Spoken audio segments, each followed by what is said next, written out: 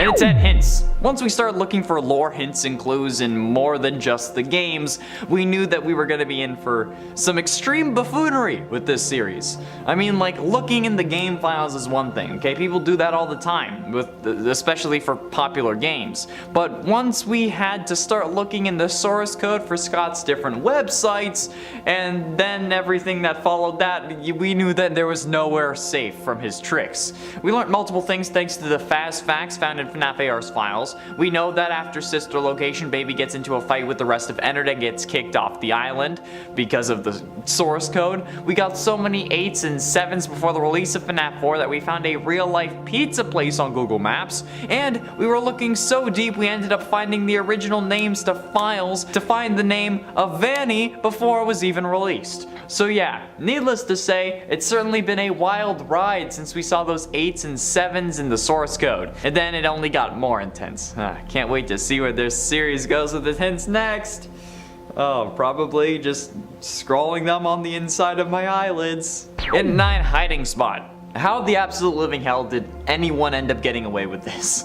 Like, the smell of rotting bodies inside of animatronics would ruin the atmosphere. The heat of the animatronics moving as well, that would just speed up the decomposition, and the animatronics are in front of people every single day. And they even started complaining that the animatronics were leaking blood and mucus and were, quote, smelling like death. If this was real, and William getting away with this wasn't important for the plot of life, he would have been cut instantly. Like, oh, we never found the bodies of these kids. How about we look in these leaking animatronics? Because, you know, they're leaking blood and mucus and smelling like death. Oh, wow, look at that. There's bodies here. We found those missing kids. Afton, you're under arrest. Boom. Like, instantly. I don't get how this wasn't an open and shut case. Like, straight up. He was so goddamn stupid. Like, he shouldn't have made it past the first game. His plan is a whole dumpster fire of bad ideas. But the entirety of the series would be different had he not hid the bodies in the animatronics. So, well played, I guess, William. And at 8, Betrayal. Top 10 worst anime betrayals, but it's FNAF. In Sister Location, we thought we finally had a nice animatronic. The first nice one. Like basically a prototype of Glamrock Freddy. Baby was giving us tips on how to survive. She helped us get through Ballora's gallery. She really seemed like she wanted us to live. But then, what do we get for trusting her? Scooped and stuffed just like a Thanksgiving turkey. Sounds like my last relationship. That sounded weird. That's not what I meant. I didn't mean that. I meant, like, that's what we get for trusting her.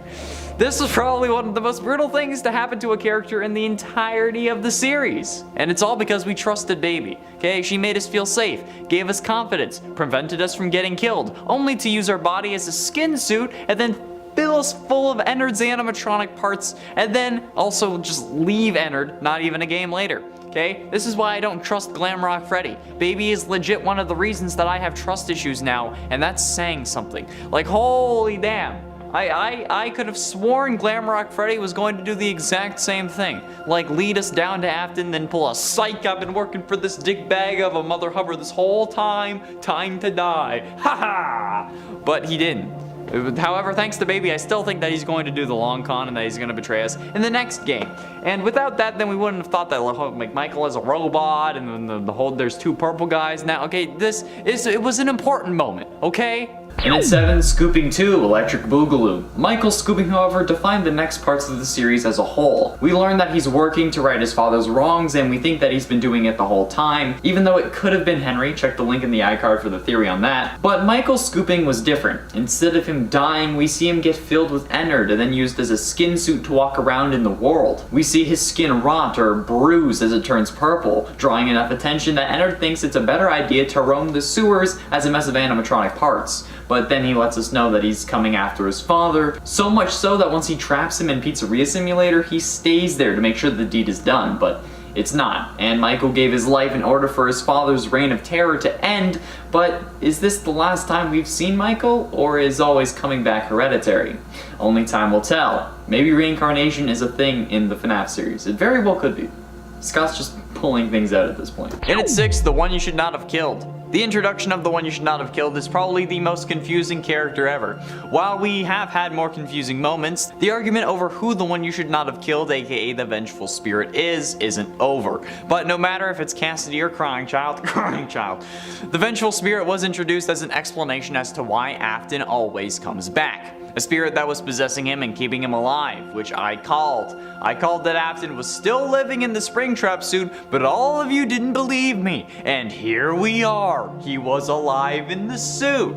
And even after that, for some reason, you don't believe that I'm right about Crying Child being the one you should not have killed instead of Cassidy. Despite my over, like, 350 different videos on FNAF. Okay, I feel like I know enough about this series, especially with the calls that I've made in the past.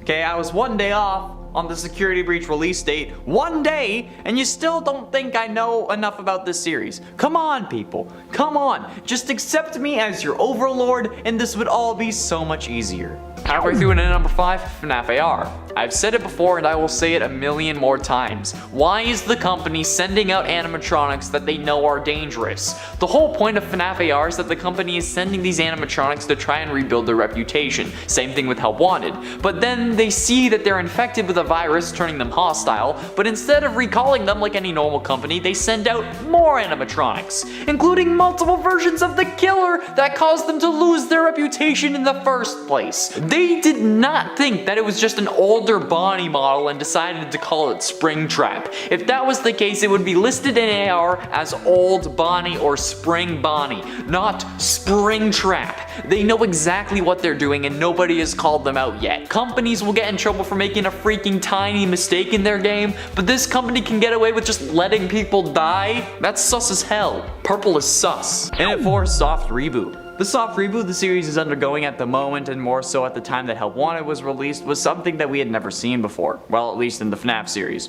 and seemingly started the trend of characters from games becoming sentient and trying to escape the confines of games and come into the real world. That, you know, we see play out through the FNAF games after Afton becomes sentient code. But even then, the next game seems to throw that idea away while we're keeping what happened there, or at least in the mobile port canon with Princess Quest. It's a real issue, okay? The real issue comes from the next soft reboot they attempted to do in Security Breach again, with Afton now having a physical form. Again, his death being a mystery and the game setting up the next owner for wherever they want to go. And while I understand that, I wish you could have just like given it one path, you know, or like at least like just killed William off for us permanently. I'm still upset about that. Number 3, Shadow Bonni and Golden Freddy. Why do Shadow Bonni and Golden Freddy crash your game? This is a mystery that still seems unexplained. I guess we could just easily explain it away with the fact that antagonists in the game each simply have their own thing that they do, their own way of punishing you, and this is Shadow Bonni's and Golden Freddy's way of doing so. If you are not proactive enough, that is. Still, it seems very meta in comparison to some of the other punishments, as this punishment isn't something that happens to the character you're playing as in-game, like losing power, being unable to access your screens, doors getting stuck open or closed and things like that. But instead, it's something that happens outside of the in-game environment, affecting you as a player, not you as a character in-game. So what does that mean? What does that mean? Does it mean anything? And ultimately, in number 2, FNAF 4. Not only is the spring locking important, and on top of embarrassing, but the next game, FNAF 4, is one of the most pivotal moments in the series. After what Scott intended to be the original end to the series after 3 games, he came out with a 4th after the community was disappointed with the Springtrap jump scare. So lo and behold, we get the Nightmare animatronics, and the story of Crying Child, who still doesn't have an official name, since the N in Evan is a stretch, and the whole Gregory thing is still up in the air. However, this kid really changed the way we looked at the series, from thinking that William was a grieving father to, after looking closely, that he instead designed these animatronics to kill, and the mysteries of this game. What's inside the box? Who's the one who says I will put you back together? And really, what does it mean? It's been 6 years after the game's release, and we've still been unable to definitively answer those questions. And that's why the series has lived on for so long, okay? The amount of mystery and intrigue is just too much for us as humans to ignore. As humans, we want answers. It explains a lot about society. But let me tell you, those who don't worry about FNAF have it made. I guess ignorance is bliss. They don't have to do this. And finally, into number 1, live stream. After MatPat's big FNAF 4 theory relating to dream theory and how the entire series might be a dream, something later disproven by Scott, so thank God for that, there was still a series of cryptic messages that made us think a whole load of crazy for a while. And you know what? Maybe we were right at the time, but as the series grows, so does the story. It's like a living organism adapting to changes in its environment. Why would Toy Chica be missing her beak? And 4 games, 1 story could have made sense back then, but now we're not entirely sure if they have an impact anymore, since it's definitely more than 4 games. At the time, we thought that this meant the crying child was Michael Afton, something that honestly kind of made sense, in the weird FNAF way of making sense. But now, we've decided that it's not the case, and honestly, I think that this is the way the series will stay. Not about the Mike thing per se, but specifically that we will never know what's really going on, and that the story will instead be what we as fans make it instead of what Scott might have originally intended. Sure, he can help gesture us in a better direction that would make more sense with what he wanted and what he has planned, but I don't think that we'll ever know what Scott originally thought the story of the series would be. Hence why when Daco asked him which FNAF 3 ending was canon, Scott said he wouldn't answer. In a 10 hiding spot. This is based on the story, but how the absolute living hell did William get away with this, okay? Hiding the bodies in animatronics? Dude, the smell of rotting bodies would absolutely ruin anything. And the heat from the animatronics moving would speed up the actual decomp of the bodies inside, thus making it worse. And the animatronics are in front of other children every single day, okay? Like, parents even started complaining that the animatronics were leaking mucus and blood, as well as, quote, smelling like death, okay? If this was real, and William getting away with this wasn't important for the story of the games, he would have been caught instantly. They never found the bodies of these kids. Like, oh, we never found the bodies of these kids that supposedly went missing in this pizza place, but now their animatronics are starting to leak blood and are reporting to smell like death. Maybe we should check these out. Oh man, look, 5 dead bodies corresponding to different victims that went missing on the premises. William, you're under arrest. See, like, I don't get how this wasn't cut and dry, how this didn't just... How? In at 9, Mrs. Afton's death. This is more so embarrassing because of the community as a whole. The story of Mrs. Afton, if there even is one, is a mystery that we've been debating for ages. A story that hasn't even had a slight amount of explanation, okay? No references, no mention of an actual name, nothing. So naturally, there are theories. However, these theories have no actual base in game lore, and instead focus on FNAF animated music videos, and stories, and fan fictions that are treated as canon, and sometimes heavily so. The truth is that we have no idea what happened to Mrs. Afton currently, alright? We don't even know if there really was a Mrs. Afton or if it was just like a baby mama or a one-night stand, or like maybe William ended up having like a surrogate so that he could have children of his own, alright? His kids may also just be adopted. There's a whole series of explanations as to what can actually be the case. But either way, for some reason, okay, and I don't know what really caused this to pick up, a load of people think that Mrs. Afton died in a car accident. Like, I mean, it's a possibility. That doesn't mean that it's canon, okay? Technically, there's infinite possibilities, okay? I mean, there are also others that think that William killed her or that she just left him because she found out what he was into, but then again, for some reason, she would also have had to leave him with his prime demographic. Others think that the reason that she left was because he started killing. Others think that she died in a plane crash. And you know what? All are equally possible, but nothing is actually canon, so stop treating it like it is, because frankly, it's embarrassing. In at 8, Princess Quest. Another embarrassing moment for William. Alright, the whole reason he made Princess Quest a thing in the first place was to lock Vanessa away and prevent her from regaining control of her body whenever William needed it, okay? So why the hell did William create some sort of fail-safe to let her escape? Like, okay, maybe he didn't expect Gregory to come along, or maybe he did and figure it out, I don't know. But given the track record of this series and the amount of times William himself, just alone, has been burned, literally, you think that he would have smartened up already. But, you know what? He didn't. And you know what? It's like having a self-destruction button, okay? It's like having something on the inside of the Iron Man suit or on the outside of the Iron Man suit that someone can just tap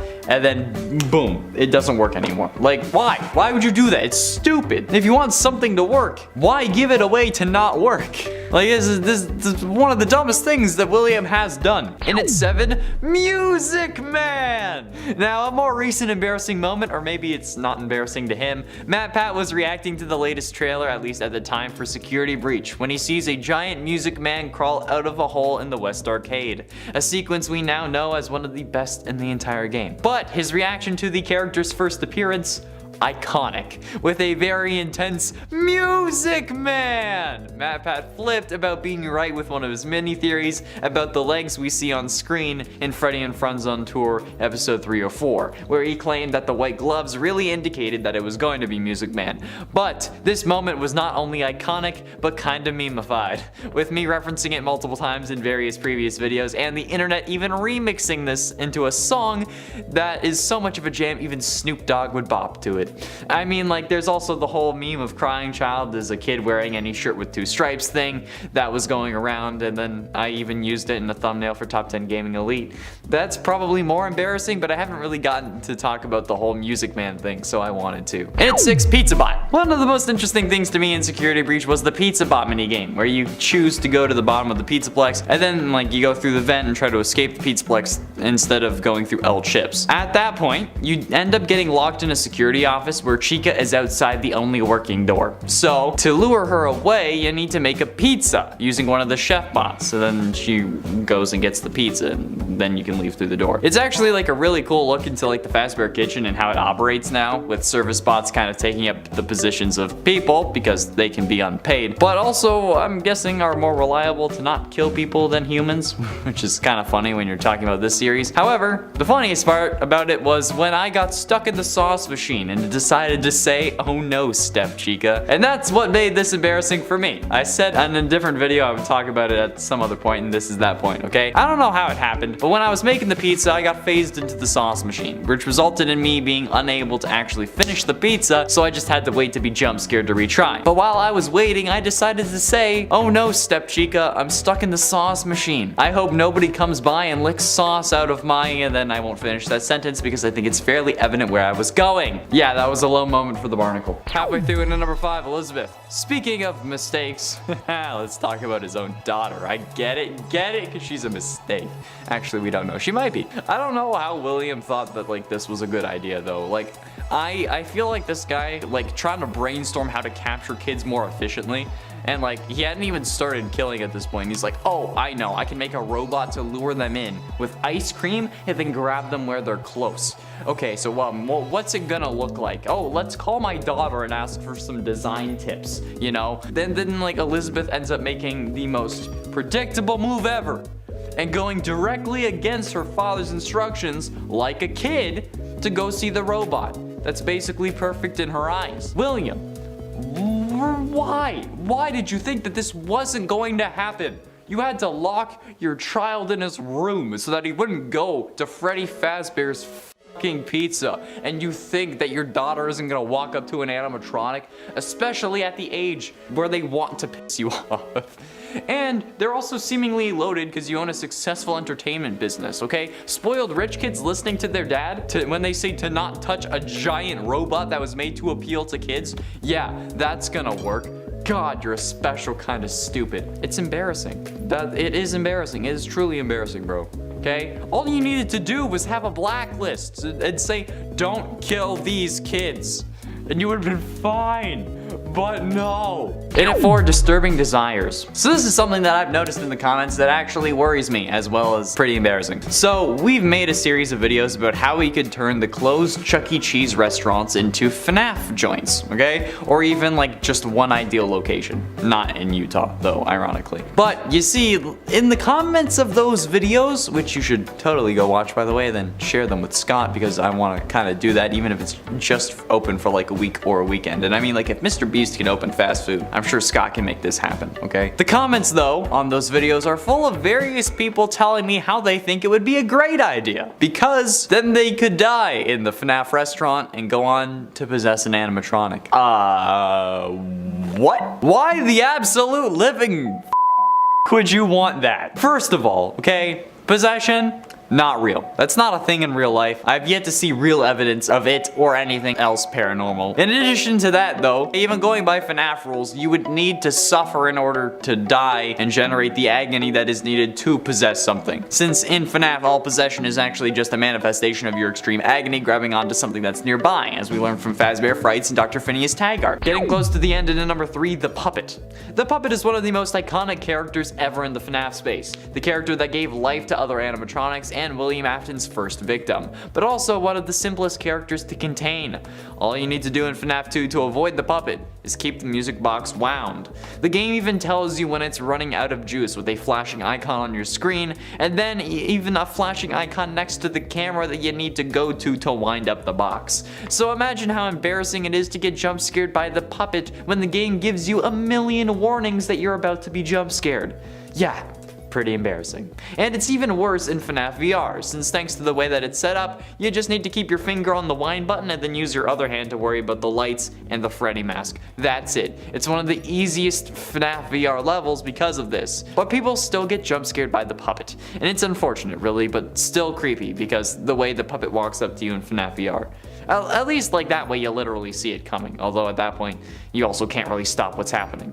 It explains how he got there though. He didn't just jump from his room and go around corners. But ultimately, in at number 2, purple versus pink. The purple versus pink guy debate is the Mike versus Will Trap debate, okay? But it's from the early days, when all we had to worry about was different colors and not like 14 different purple characters. This debate came after FNAF 2's Foxy Go Go Go minigame, where some fans believed that the guy standing in the corner all smiley was a different group of dead kids, and it was a different killer because he was slightly lighter. That's right, he was not the exact hexadecimal code for purple that we knew, so we thought it was a different person. And you know what? This is stupid. Don't do this, okay? They're all the purple guy. It says so in the FNAF like handbook or whatever it's called. It says purple guy, okay? He's the purple guy. Stop it. Leave me alone, okay? I only use the pink guy when I need an extra slot on a list because there's not enough William Afton versions or something like that, okay? It's purple guy. And finally, in at number 1, the Bite of 83. The Bite of 87 was one of the most mysterious moments in the entirety of the FNAF series, and it was introduced in the first game. Being introduced in the series into FNAF 1 from 2014, the Bite of 87 has remained one of the most debated points in FNAF history, and we can't quite agree on what happened. At first, we thought it was Golden Freddy who caused it, then Freddy, then Mangle, then Fredbear, then Toy Chica, then back to Mangle, and then everyone in between. And everyone has their own opinion on the subject, but for some reason, most people think that FNAF 4 is the Bite of 87. However, it's been confirmed that it's the Bite of 83. Okay, if you Google the Bite of 87 as well, you get pictures from FNAF 4, which is not helping, and I don't think it helped that one of the most famous lines Markiplier has ever said was that the Bite of 87? It wasn't, Mark. I'm sorry, okay, it's been years.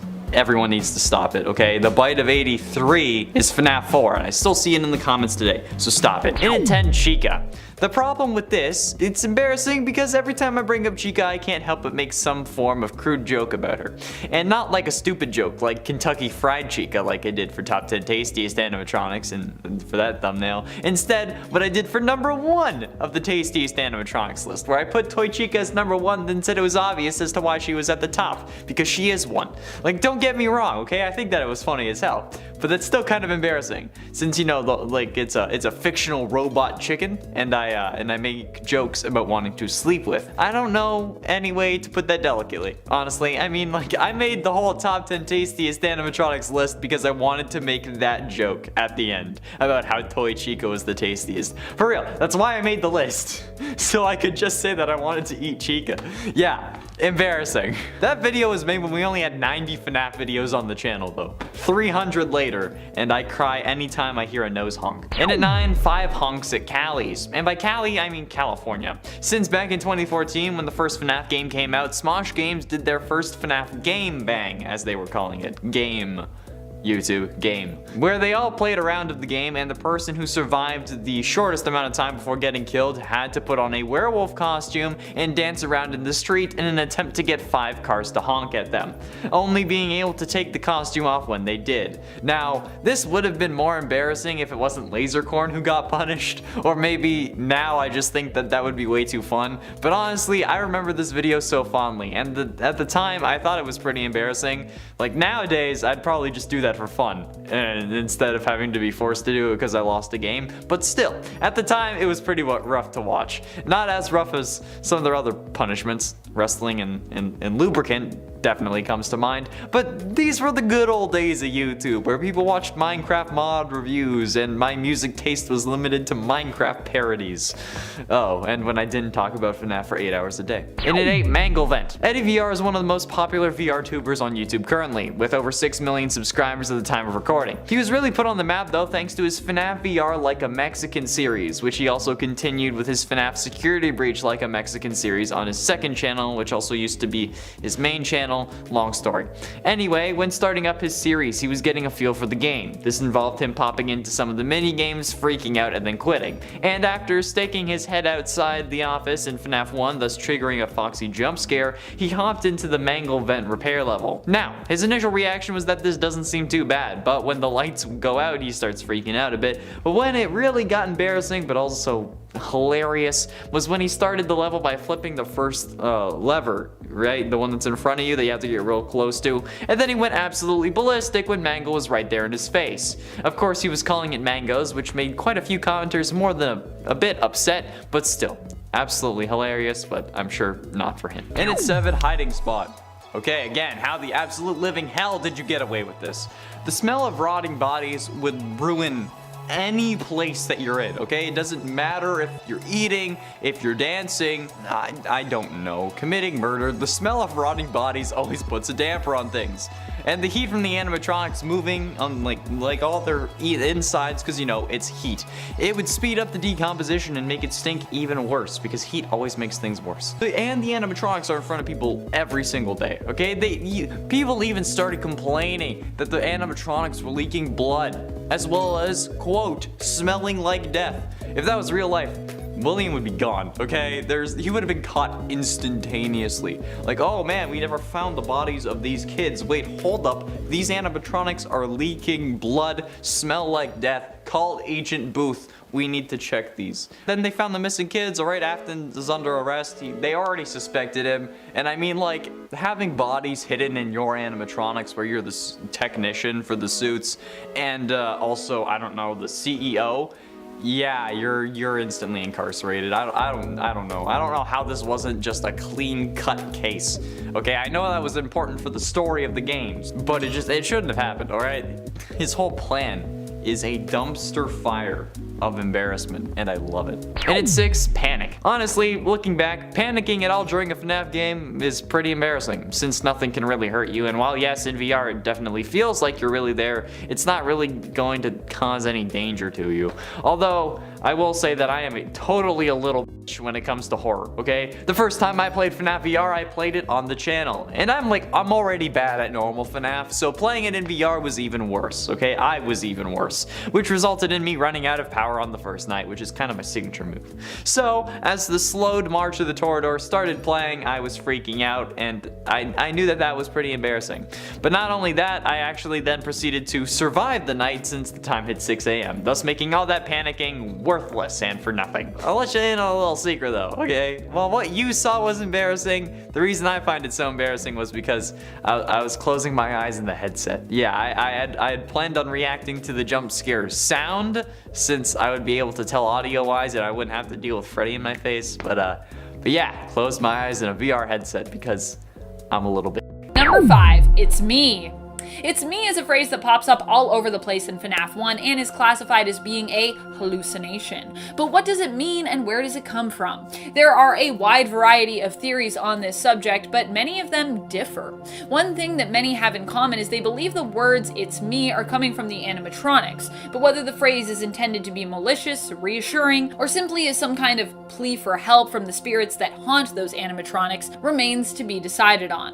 What's more, these are just theories about the phrase. We still don't really have any definitive proof that tells us exactly what "it's me" is meant to refer to and why it shows up all over the place in FNAF 1, from Foxy's sign here and there to background posters to simply appearing on your screen in accompaniment with either Freddy or Bonni. That is, of course, if you get that glitch, because it doesn't always show up, but It can't. In at 4, FNAF 4 prediction. Oh, look at that. Once again, MatPat is on this list. However, I've made enough digs at myself. It's kind of equal, so I think it's allowed. But during the build up to FNAF 4, we really had no idea what was going on. And then once it released early on, MatPat thought that he had won, saying that in a rush to actually release FNAF 4, Scott missed a huge detail that made the game actually impossible, without even pointing out how anything is possible in a series about animatronics being possessed by the souls of children and a killer who literally can't die. The entire theory relied on the point that this was the bite of 87, something that last time I noted is one of the most embarrassing debates in all of FNAF history, saying that if the frontal lobe of the brain had been removed by an animatronic, the kid that we play as wouldn't feel fear, thus the nightmare animatronics were impossible. And you know what? This would have been true had this have been the bite of 87. However, we now know that that is not the case. But since MatPat was stuck in con season, we'll give him a bit of a pass here. But seriously, looking back, it's pretty cringe, especially with what we know now. Like, looking back on any past theory, especially my own when more evidence comes to life, is a pretty rough deal, but yeah. In at 3, business expansion. When a company undergoes a tragedy like 5 missing children, you can usually assume that they're either going under or will never be the same. This would go for any company, but especially a company directed at kids. Like, if Chuck E. Cheese actually had this happen, nobody would be taking their kids there. But for some reason, Freddy Fazbear's Pizza has not only been able to keep their doors open, but make them bigger, opening an entire shopping mall based on their characters. How the actual hell did this happen? From having to shut down at the end of basically every FNAF game to opening an entire mall-sized Pizzaplex that has even more opportunities for your kids to get lost in. What the ever-loving crap happened to make that work? This has to be the most ridiculous form of logic in this series. I'm not even exaggerating. I don't care how many comments say that they would love a real FNAF. If it was actually real and there were actual deaths, you'd be scared crapless to go there. You wouldn't actually go unless you were an adult with no kids or a YouTuber trying to put together the mystery of what really happened and to see if their pizza is recycled. And ultimately, in at number 2, was that the bite of 87? Markiplier is commonly known as the FNAF King. Some consider Daka the FNAF King, others MatPat. And despite our over 400 FNAF videos, nobody really thinks that I'm the FNAF King, despite me literally having King in my username, but that's fine, I'm not salty. However, the biggest embarrassment, at least in my eyes for Mark, was the infamous line, "Was that the bite of 87?" said after watching Crying Child get chomped on at the end of FNAF 4. Now, this was indeed not the bite of 87, but this single line sent the internet spiraling. Now, some people still to this day fight that FNAF 4 is the bite of 87, which it's not. The game takes place in 1983, okay, and it was confirmed as such in sister location. But either way, I've had multiple people follow me on either Instagram or TikTok, which you should totally follow, by the way, because I'm posting more FNAF content on there. But a lot of these users have had their names as some version of this line. The one I can remember the most, which is probably because it was the first one, was that the bite of _87? And then after that, a whole lot of them came.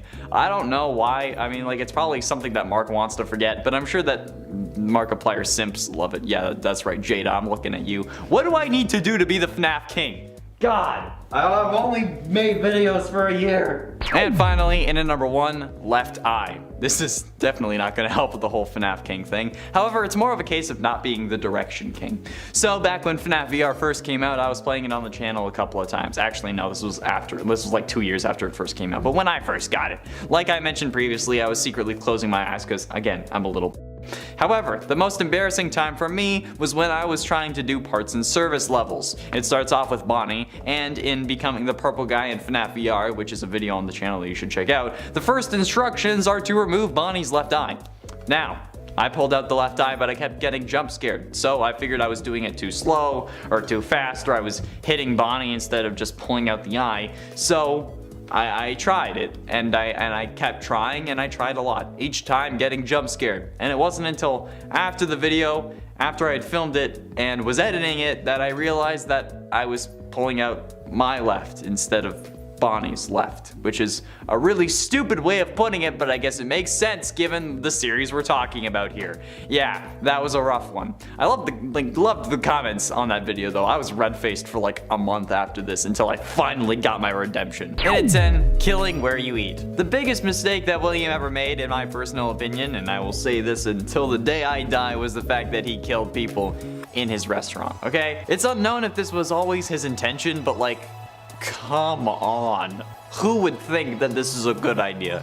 Like, who in the comments wants to come at me and try to justify killing your prime demographic in your place of business, okay? Dealers don't kill their customers, okay? Mechanics only bleed their their clients dry of their money, not their blood. So like, why would William think that this is a good idea? Literally, go anywhere else. This is just like, it's basically killing in your house and then like calling the cops and saying, hey, I killed someone in my house. It's putting unwanted attention and scrutiny on literally everything you do just so they can try to catch you. Like, you even end up getting banned from going back into your building when the investigation is underway. And it's not like it helped your business. You had to close the first location because of this, resulting in you having to open another one that killed your daughter.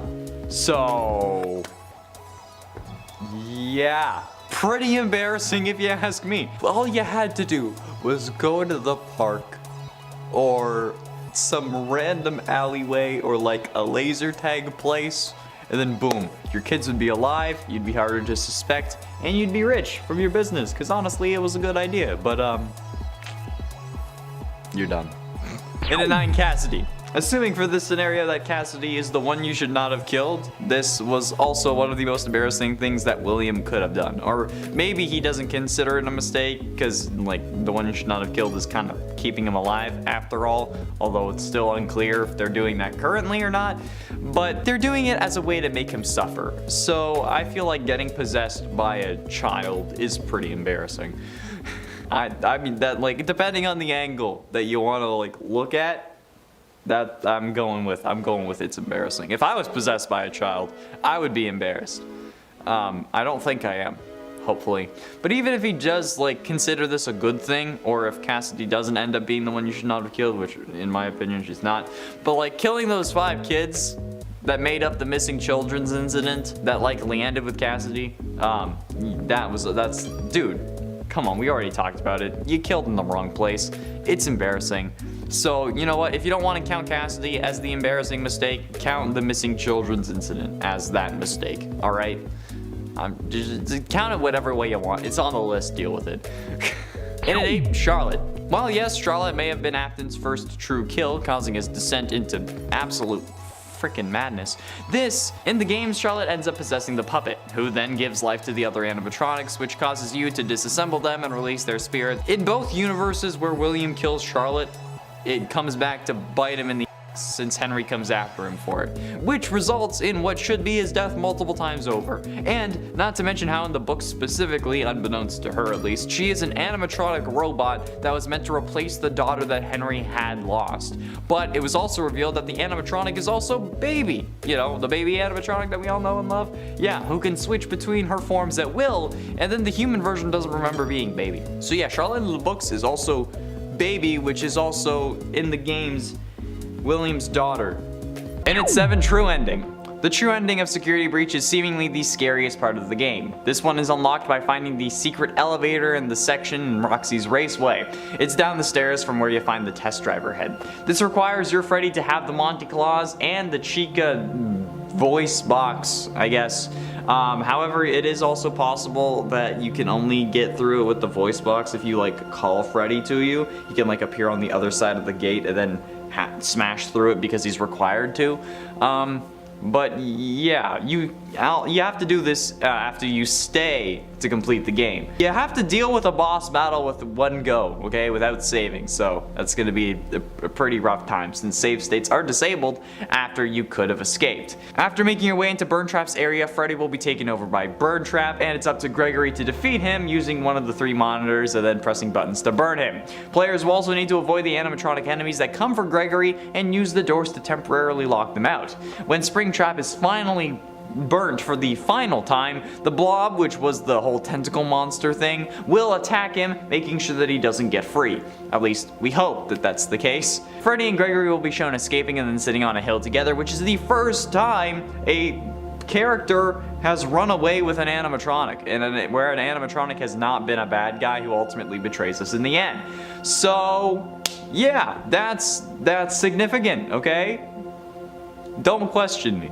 And at 6, Henry. Why did you think that killing Charlotte wouldn't have any consequences, okay? Like, you killed your business partner's daughter. That was probably pretty obvious to him, especially since he already suspected you were up to something, and he took extra care to protect his daughter, and then she still died. That is 100% the superhero origin story that Henry needed. A vengeful father if I have ever seen one, and he didn't even need vengeance when he was putting that green bracelet on his daughter. So then, you know what? Then he's after you, or it seems like it, and you don't kill him next? Like, killing Henry would have done so many wonders for your criminal career. I mean, like, yeah, the cops were already suspicious of you. As long as they can't find a body, they've already said that, like, they can't arrest you without a body, apparently. So if they won't put you away for 5 missing kids, they won't put you away for a missing father as well. Especially a jury who has to be convinced beyond a reasonable doubt that you're the killer. And I mean, like, I don't know, that's kind of up in the air, and like, you'd rather not go to trial if you were being charged with murder, but still, without a body, there can't really be any forensic evidence. So if you just, I don't know, throw it in a wood chipper. Again, these videos are going to be the reason I get hauled into the police station. Halfway through, into number 5, Springtrap rule. One of the other most embarrassing things that, while may not have happened to anyone or in any of the FNAF games, is just the sheer amount of famous internet rule images and videos that there are for these characters. But like, okay, look, with Chica, I get it. God damn it, there I go again. But the worst one of all, at least I think on the embarrassment scale, is Springtrap rule 34. Art. That rule being for anything you can find on the internet, somewhere, somehow, there will be an adult version of that content. And unsurprisingly, FNAF and even Springtrap are not immune to this rule, unfortunately. But just think about that for a second, please. Most people consider William Afton to be dead, even if he's not actually dead. Which means that most people who look at this are looking at a dead serial killer's rotting corpse stuck inside an animatronic that has shoved every inch of him with metal and robotic bits and thinking, damn, that's sexy. I've had people DM me these forms of Springtrap images before. Like, bro, what? Why? Like, he's literally a man who should be dead, but is being kept alive by the spirit of one of his kid victims, and you want to see him flog the dolphin? This is the reason that God left in Supernatural. God has left the chat. Jesus has left the chat. Allah has left. Everyone has left. Satan has left the chat. In it for fun times. Now, there's no doubting what you've achieved on a technical level. These are clearly state of the art. There are just certain design choices that were made for these robots that we don't fully understand. We were hoping you could shed some light on those. Well, she can dance, she can sing. She's equipped with a built-in helium tank for inflating balloons right at her fingertips. She can take song requests. She can even dispense ice cream. Yeah, with all due respect, those weren't the design choices we were curious about, Mr. Afton. Yeah, that classic line of William seemingly being interrogated by the police that plays the first time you open up Sister Location is definitely showcasing how embarrassingly stupid this guy is. The cops know what these animatronics are doing and are capable of, and what they were designed to do, so they instantly end up being even more suspicious of him. And considering, like, the circumstances, we can also assume that Elizabeth is inside the robot. Like, there's no way that they confiscated the animatronics before they had to close Circus Babies. So she is definitely still inside the robot. So they're definitely keeping a closer eye on him, and his daughter's in a robot that they're asking him about. Okay, bro, yeah, why? Designing the fun times as killbots before seemingly you actually had the rest of the FNAF roster, definitely an embarrassing moment. Especially considering how one of the fun times was meant to symbolize your dead wife. I don't wanna know how you were trying to fill that one with souls, bro. Leave me out of it. Getting close to the end in number 3, FNAF 6. FNAF 6 is another one of those ending sequences, where the series looks like it could have ended, and while slightly more convoluted, it would have been okay. We would have hammered out the rest eventually. The FNAF 6 ending, though, was indeed the end of multiple animatronics. Elizabeth, Charlotte, and Ennard were all released in the FNAF fire, as well as Michael, who stays to burn, and Henry, who stayed so nobody would remember this place or this story. However, we know one escaped. Springtrap, or Scraptrap, William Afton himself, managing to evade death once again, and it wouldn't be until later where we found out and understood how, and yet we figured he would be back. he always comes back, and now, with nobody to stand against him, he's free to do whatever he wants. Henry isn't fighting him, Michael isn't fighting him, they both thought he would burn, but he's free. As free as he can be while being stuck inside a video game world. For now. Penultimately, in at number 2, Princess Quest. The whole reason Princess Quest is a thing in Security Breach was to lock Vanny away and prevent her from regaining control of her body. So why did William create or allow for the creation of a failsafe to allow her to escape? I mean, sure, they didn't expect the size of a 4-year-old kid to come along and figure it out, but given the track record of William, you'd think that he'd have smartened up after at least 40 years. But that's like having a self-destruct button on the thing that's gonna save the world, that the villain can just come up and go boop. That's like some Austin Powers level comedy. Or like if the Flash had a steal my speed button on like him anywhere at any point. It's just stupid. If you want something to work, why give it away to fail? And then you let it happen. It fails because of a kid the size of a 4-year-old. Maybe not even. This is one of the dumbest, most embarrassing things that William has had happen, and probably like the 3rd dumbest overall, okay?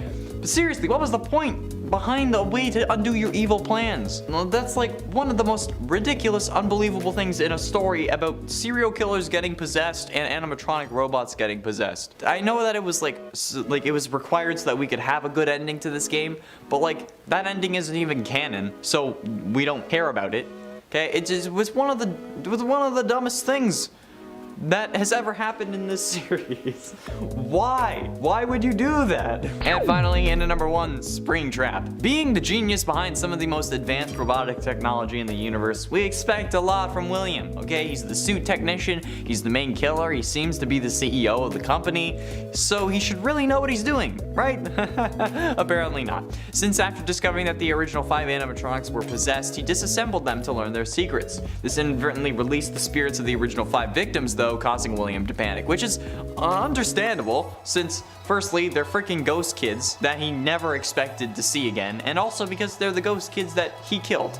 Okay, so this absolute animatronic genius, the technician that has handled the suit maintenance for years and has explained to every employee the proper procedure for the Springlock suits, including the Spring Bonni suit that he uses, ends up climbing inside the suit in a panic in an attempt to make himself feel more powerful and maybe scare off the ghost kids. However, he's so smart that he didn't notice the moisture in the room, the leaking ceiling, which causes the spring locks that were active at this moment since it was in suit mode to fail, which would have killed him had he not been possessed by the one you should not have killed. Yeah, embarrassing. And at 10, the discovery of Remnant.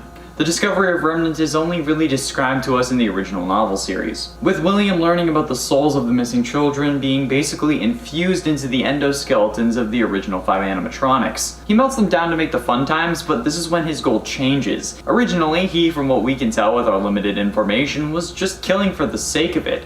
However, now he had a purpose. He wanted to find the key to eternal life, to immortality, whether it be to bring maybe an extra child back, or to keep himself in the land of the living. The moment William discovered Remnant, he totally changed his game plan. However, that's the importance to the FNAF story. To us, it could be when we discovered how Remnant was made in the Fazbear Frights books, when Dr. Phineas Taggart discovered that agony was the most powerful human emotion, and that the act of possessing something in the FNAF world was just your extreme agony latching onto a nearby object, which explains why it happened to the children, and then to William, which I'll talk about later on. And at 9, Missing Children's Incident.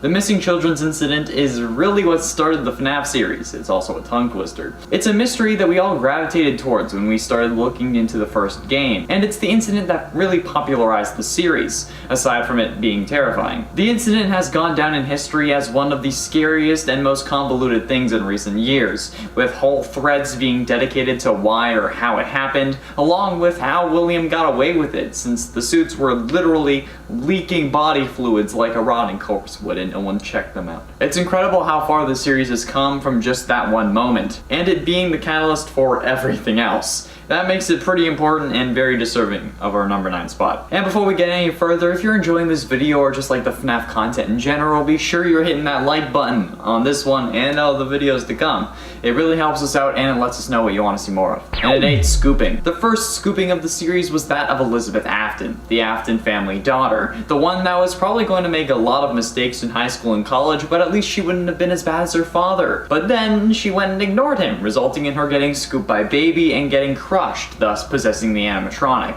Which is freaking terrifying to begin with, but I think that Scott was trying to teach his kids to listen to him, honestly. This event, while not the start of William's killing spree, is a pivotal moment in the series as well, because while he discovered the Remnant already, now he had a personal stake in the matter. His kid had possessed an animatronic. And the key to life in this Remnant was also the key to keeping his daughter alive, and making sure that she could live forever, even if he used her to kill Henry in FNAF World, but that's beside the point. Her scooping is also what we believe made Crying Child scared of the animatronics and the inspiration behind the Nightmare animatronics' stomach mouths, which ended up coming into play during the Crying Child's death later in the timeline. Probably the same week, if we're being honest.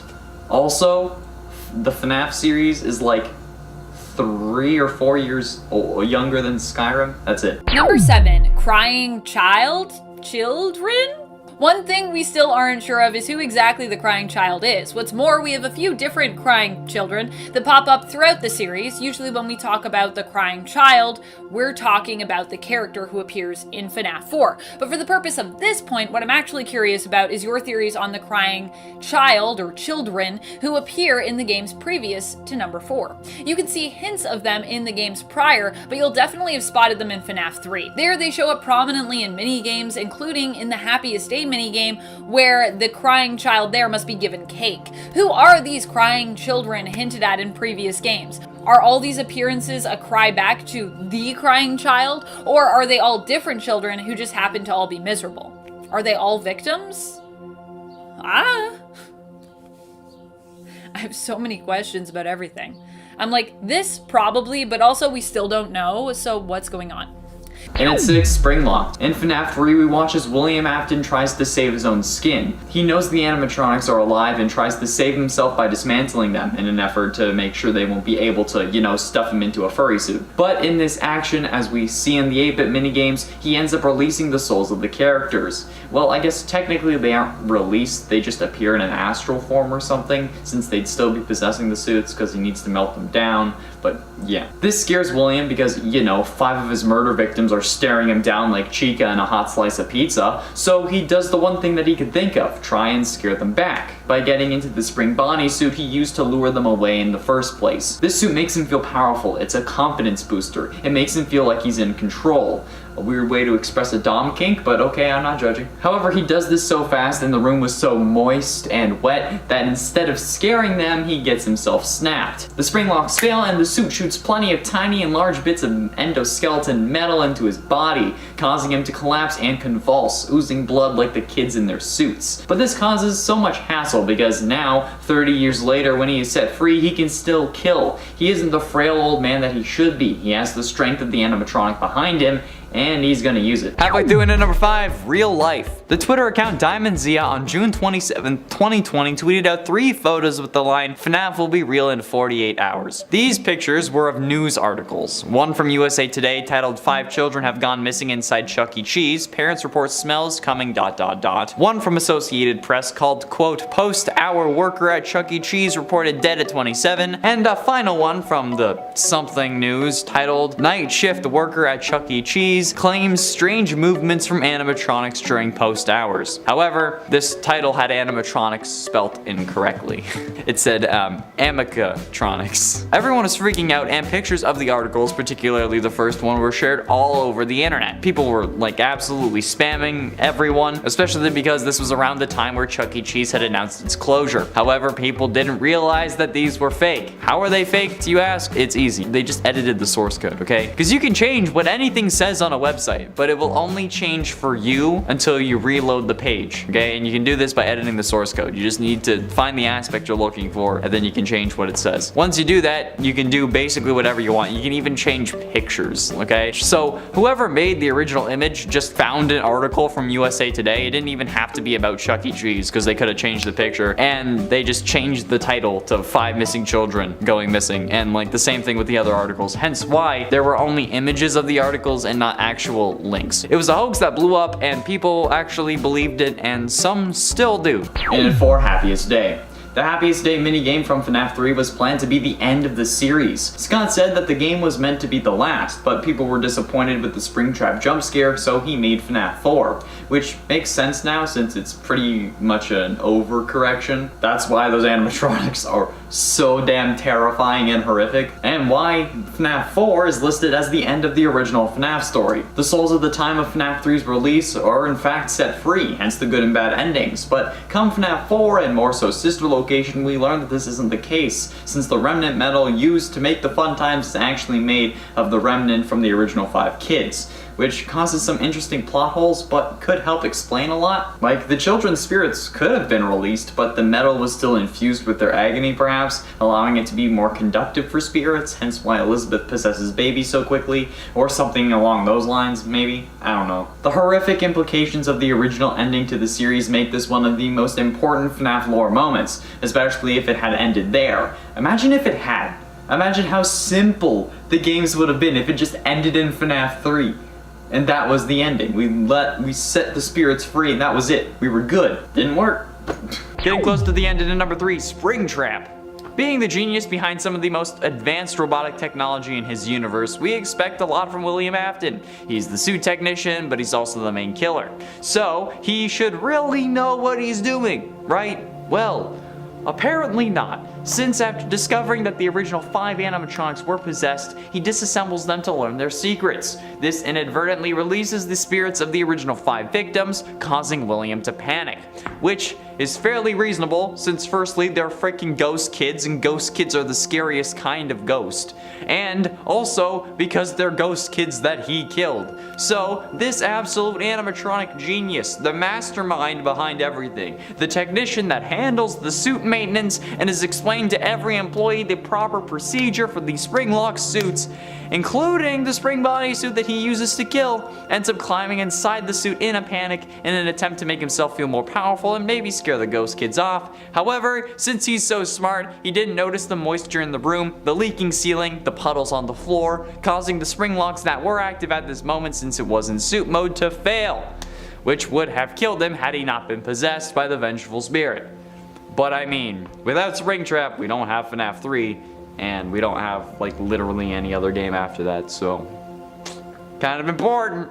And ultimately, in number 2, The Man in Room 1280. While plenty of people brush these books off as just books, the story of The Man in Room 1280 is one of the most important pieces of lore we have gotten from this series. It answers a question that we've all had since FNAF 3. How does William keep surviving? How does he always come back? And while it may seem minuscule, this is the biggest hint that we've gotten in ages. Learning that William was possessed by the spirit of one of his victims explains more in the series than any Easter egg Scott had left us. I don't care that Funtime Foxy can mimic voices, or how the scooper can inject a remnant. It mattered how William's signature line of "I always come back" is true, and this book delivered. It also explains how he came to possess a hard drive that got scanned into Help Wanted. It explains that since he was possessed, he was alive in FNAF 3, and that explains how he survived the fire in both FNAF 3 and FNAF 6. It showed us that everyone knows what he did despite not being convicted. It provided so much for us, and that makes it the most important piece of confirmed lore that we have. There is one moment that is more important, but we have nothing on it at the time of this recording. And that point is, finally, in number 1, the breaking point.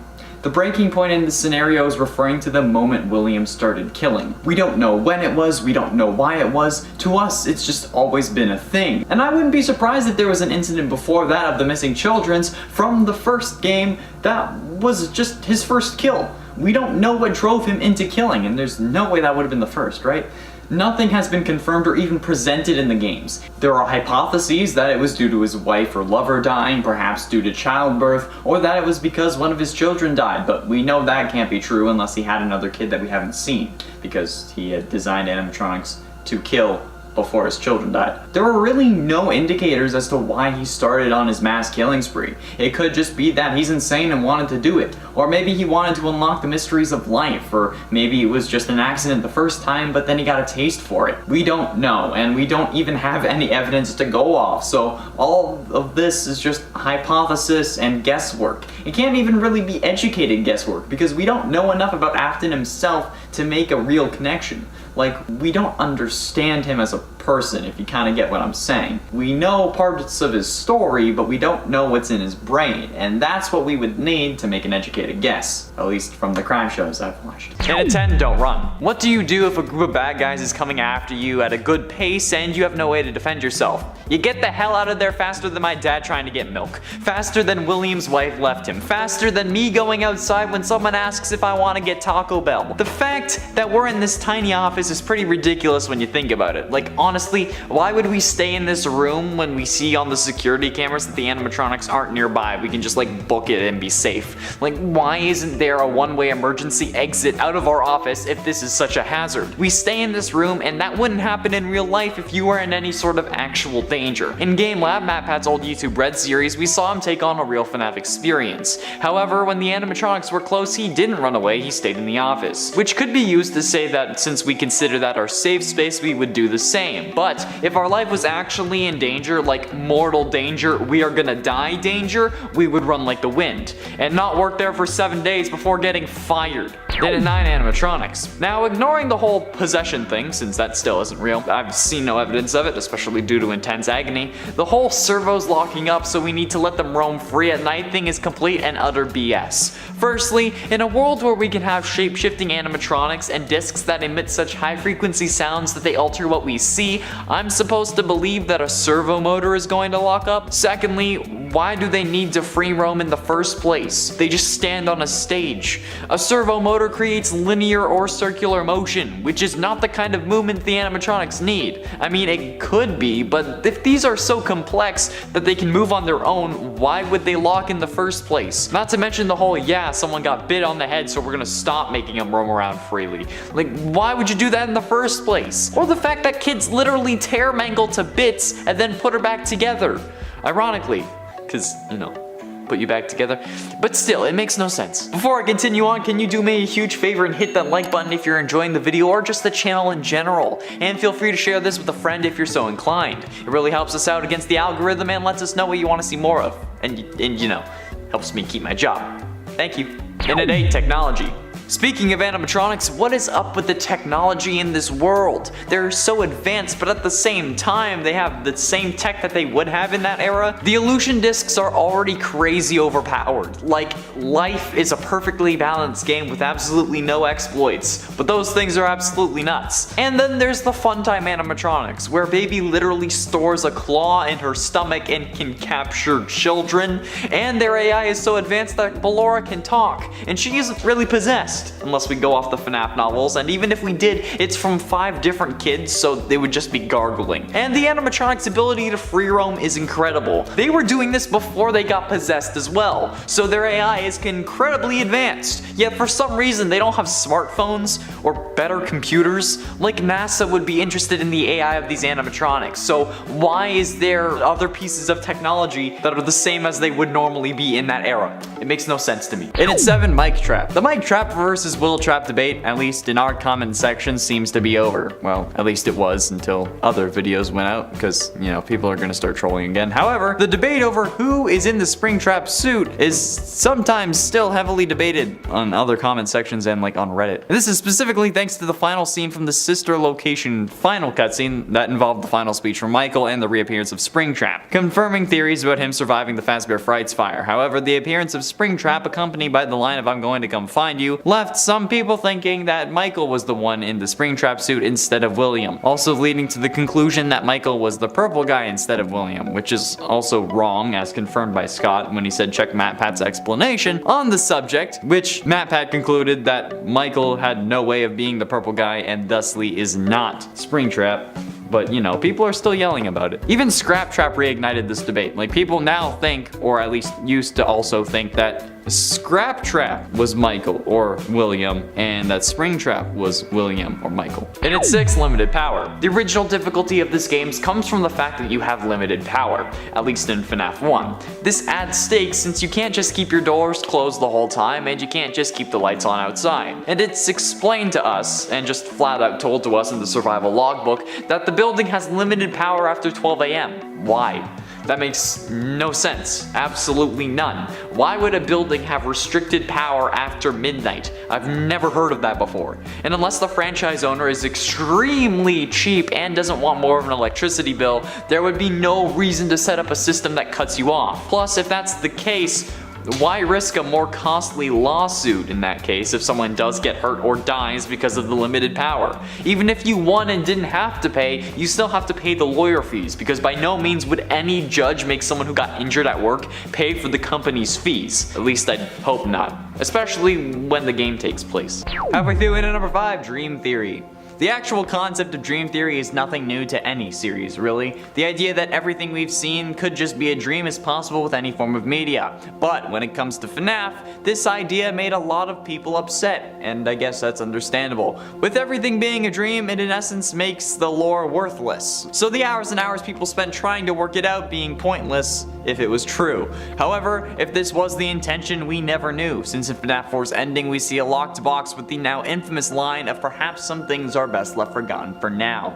And that for now has been around 6 years. Currently, according to Scott, from what I've seen, nobody has actually solved FNAF 4 yet, but then again, I don't think Scott knows who we are, so maybe I have and he just doesn't know it. But with the game surrounding a kid in a coma who's experiencing nightmares after getting chomped on by a seriously overpowered animatronic jaw, I think us getting the idea that this could be indicating that everything is a dream is a little on par for what the actual course was at that point. We were so invested at this point that we actually started scanning the source code, and again, found a real-world pizzeria thanks to the multiple 8s and 7s, and I still don't know if that was accidental or not. I don't think anyone does. I don't know if Scott actually knew about that or not. Maybe he was the one who put that on Google Maps. And at 4, business deals. The people behind the Fazbear Entertainment Company, whether it be some board of directors or William Afton, aren't the brightest bunch. The ideas are there, but they're not executed well. Why the living hell would hiring someone to make games about the tragedies that took place in your restaurants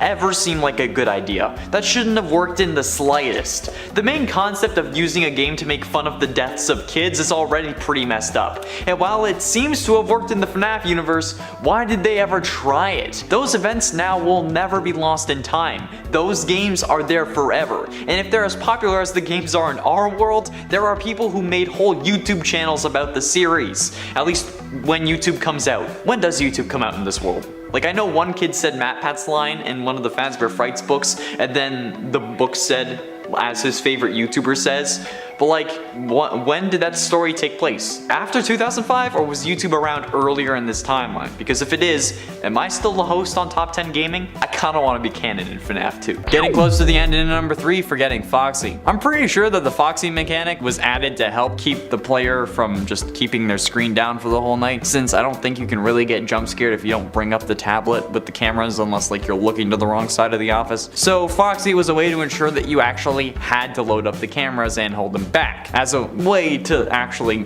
have the possibility of being jump scared. Because if you don't look at Foxy throughout the whole first night, he can actually jump scare you. However, forgetting about Foxy and not checking Pirate's Cove is a horrible idea, even if unintentional. My personal strategy is to put the camera on Pirate's Cove when you close the tablet, so that you make sure that when you open it the next time, Foxy gets his dose, okay? He gets his attention. And just like Peanut, the SCP, he'll stay in place. And that just makes sure that I don't forget about him either, because my reaction time isn't fast enough to stop him from getting into the office. Penultimately, in a number 2, investigation. Speaking of trying to find out what really happened, why didn't the cops? We know that there was an investigation thanks to the Midnight Motorist minigame from FNAF 6, but they never found the bodies, even though the animatronics smelt like death and were oozing mucus and blood. So much that they had to actually shut down according to the FNAF 1 news clippings. So what gives? Why did they close their investigation so quickly? Or why didn't they look into the suits when it was reported that they were leaking blood? I don't care if it's the 80s and the police don't have the tech they do now. If a place you were investigating missing people but found no bodies had something that is leaking blood, you go check that shit. out.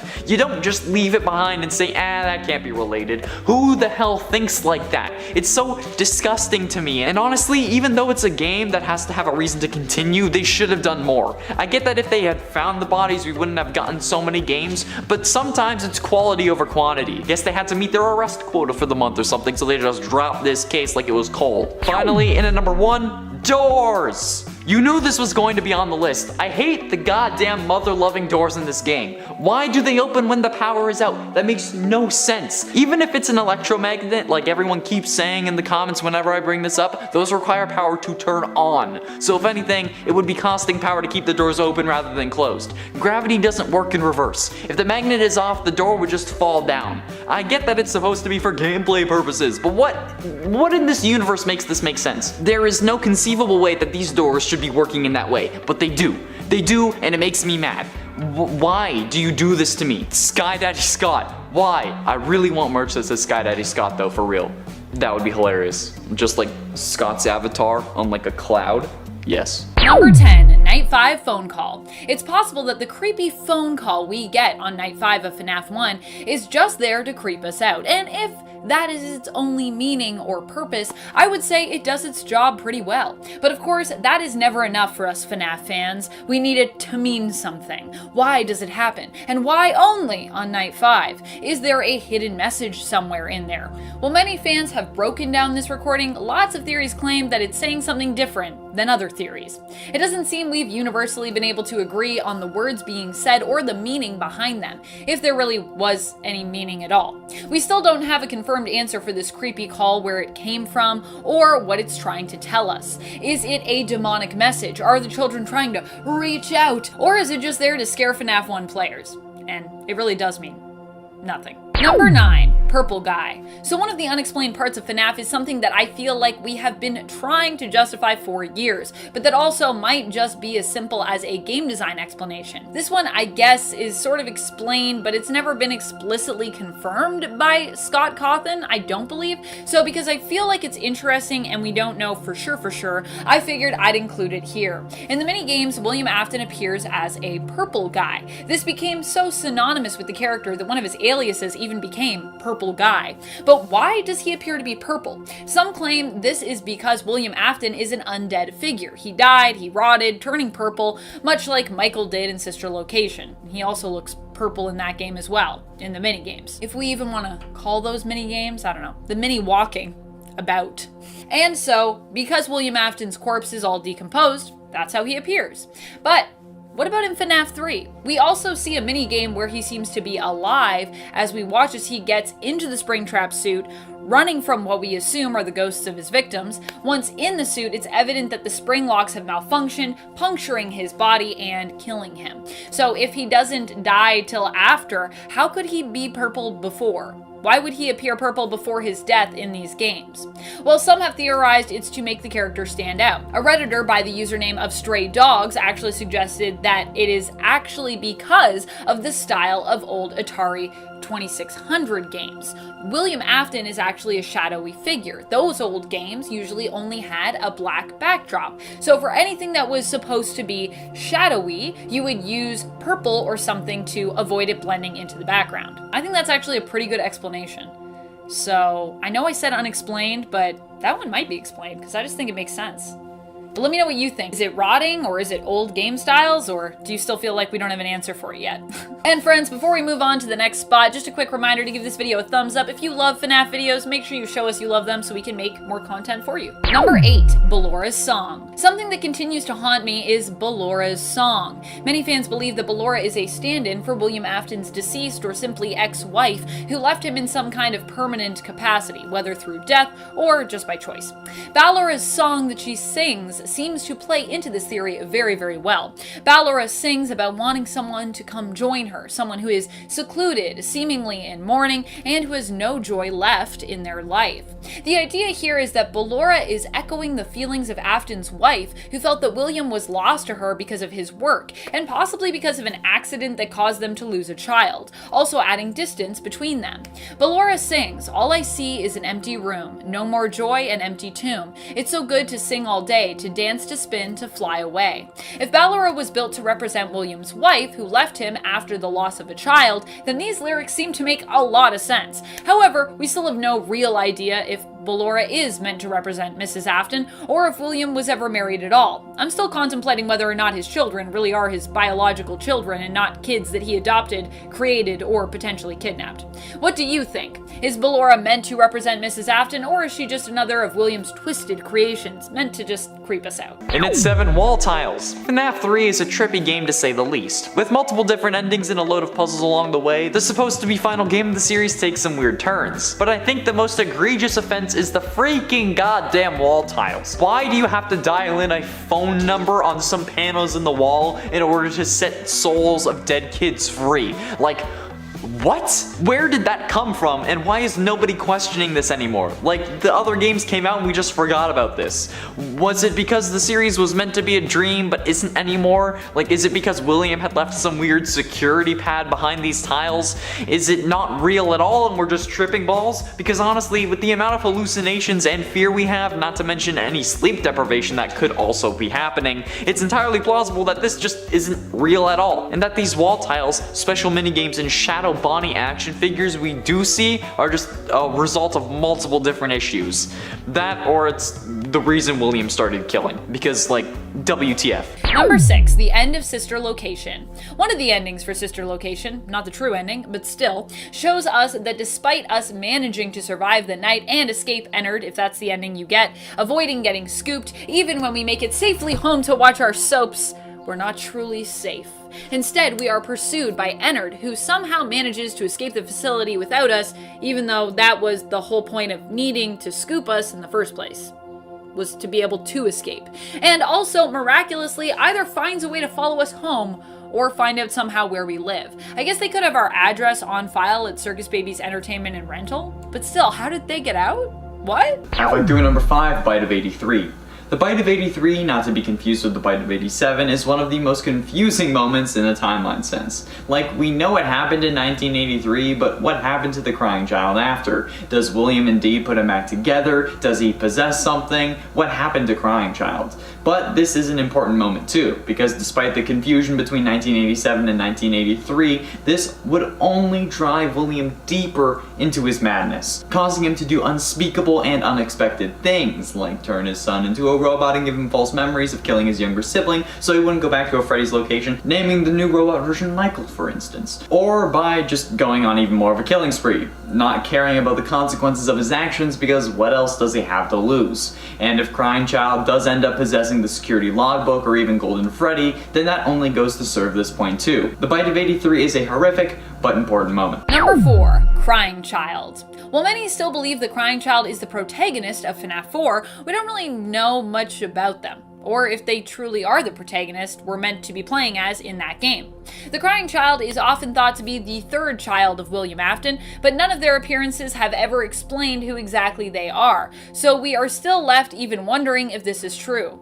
I also feel like we don't even really know for sure if they're the third child in terms of like the order of the siblings. I don't know, you can let me know if you feel like we have lots of evidence to prove something like that, but I don't feel like we have enough evidence even for that yet. Most of what we know about them is based on theories we've all come up with to make sense of their importance and their existence.